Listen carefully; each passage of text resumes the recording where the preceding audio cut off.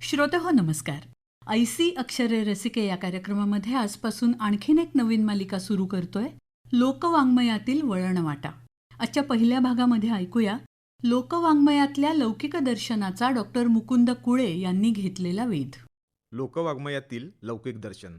वेदवाङ्मय हे केवळ भारतीय नव्हे तर जागतिक स्तरावर सगळ्यात प्राचीन वाङ्मय म्हणून मान्यता पावलं आहे. हे 4 वेद म्हणजे मानव प्राण्याच्या उत्पत्तीआधी ईश्वराने मानव कल्याणासाठी निर्माण केलेले ग्रंथ असंही म्हटलं जातं. अर्थात ते काही असो, पण तत्कालीन लोकराहटीचे निदर्शक असलेले हे वेद अपौरुषेय होते हे मात्र नक्की. अपौरुषेय म्हणजे ज्यांचा विशिष्ट असा करता धरता नाही ते. वर्षानुवर्षांच्या मौखिक परंपरेनंच वेदांच्या रचना पुढच्या पिढ्यांमध्ये वहन होत आल्या. या वेदातील ऋचा म्हणजे लोकांनी आपल्या इप्सित देवतेच्या आराधनेसाठी रचलेली लोकगीतच तर होती. या गाण्यांमधून तत्कालीन परंपरा लोकश्रद्धांचंच दर्शन घडतं. त्या अर्थाने वेद म्हणजे वेदकालीन लोकमानसच, आणि म्हणूनच वेद म्हणजे पहिलं भारतीय लोकवाङ्मय.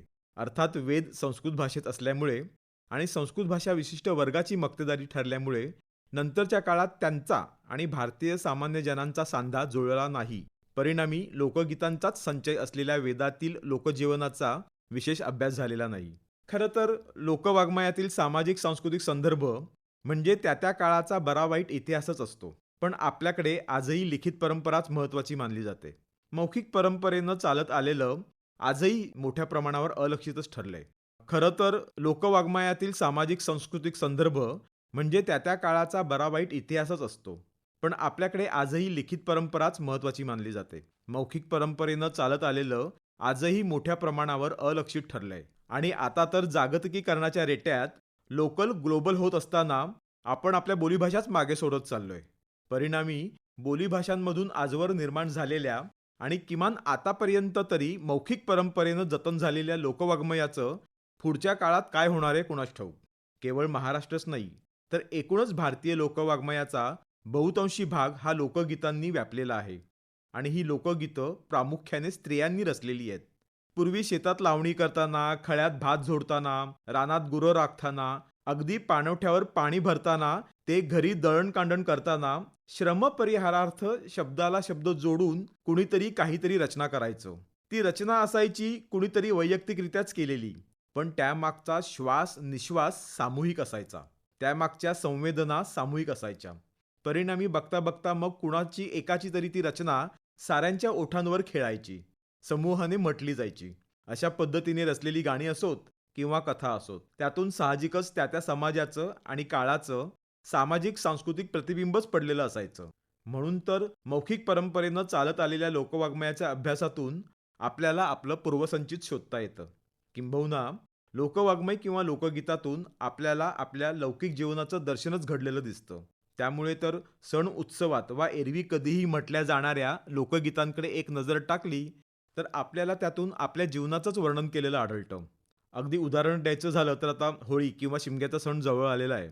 तर आपण ज्याला होळी म्हणतो त्याला हा कोकणी बांधव होम म्हणतो. कारण या मोठ्या होमाच्या आधी 9 छोट्या होळ्या गावागावात पेटलेल्या असतात. आणि जेव्हा पहिली होळी गावात पेटते तेव्हा सर्वप्रथम ग्रामदेवतेसमोर फागाची गाणी म्हटली जातात. हे फाग म्हणजे एक प्रकारे होळी गीतं. आपण त्याची एक अगदी छोटीशी झलक पाहूया. कळकीच्या बनी एक कोम जलमला, तो कोम गेला सुताराच्या आळी. सुतार दादान पालखी घडईली, तो कोम गेला सोनाराच्या आळी.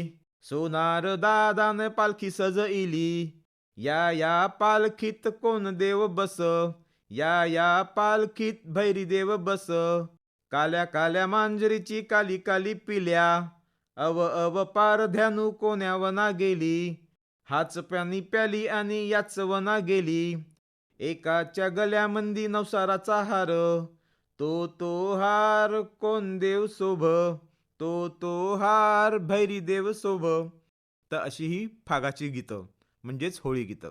लोकवाङ्मयातील वळणवाटा या मालेमध्ये लोकवाङ्मयातल्या लौकिक दर्शनाचा डॉक्टर मुकुंद कुळे यांनी घेतलेला वेध आत्ताच आपण ऐकला.